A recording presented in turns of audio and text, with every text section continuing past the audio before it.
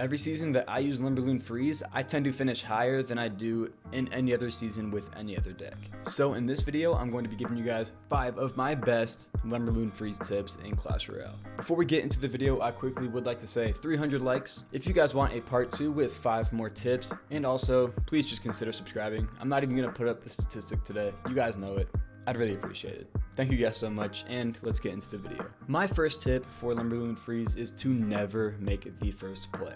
There is no reason for you to be making the first play with LUMBERLOON Freeze unless it goes all the way to double elixir without one card being played. At that point, you can play a card. But until then, you always want to wait for your opponent to make the first move.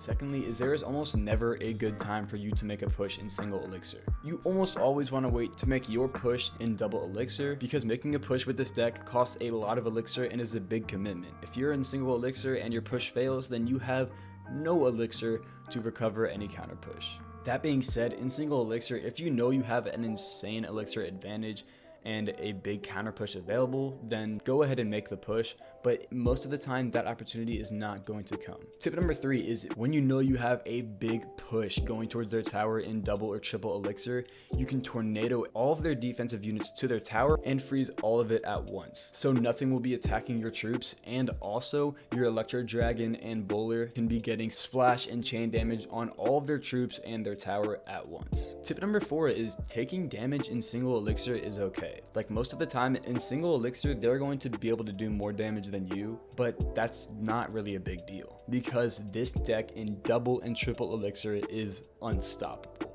As long as you can realistically survive single elixir, you can pretty easily win in double or triple. But once again, just because I said you can take some damage doesn't mean to let them take a tower and go for another one in single elixir, because if that doesn't work, then you lose the game. So obviously do your best defending, but don't feel like it's the end of the game if you take some damage. And my last tip is to just be patient. Don't try and force a weak push just because you're losing in damage. A time will come where you can make a big counter push and win the game. You just have to defend, build up those troops on defense, and then put your lumberjack balloon in front, and then boom, you have a big push going to their tower, and that's when you can tornado and freeze all of their units and get that dub. Once again, if this video was helpful for you whatsoever, make sure to hit that like button because 300 likes on this video means a part 2. And don't forget to subscribe. Thank you guys so much for watching, and I will see you guys in the next video.